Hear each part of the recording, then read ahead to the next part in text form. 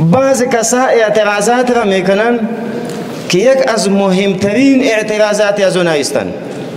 امام ذهبی یک کتاب را نوشته کرده به نام میزان الاعتدال.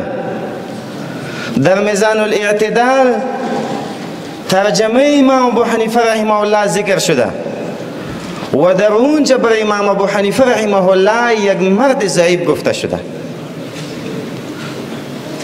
با محسنین یا کسایی که اذهانشان خالیستن پیش میکنن که امام ذهبی خو یک کلان امام هستند، در کتاب خود امام ابو حنیفه رحمه الله را ضعیف شمرده.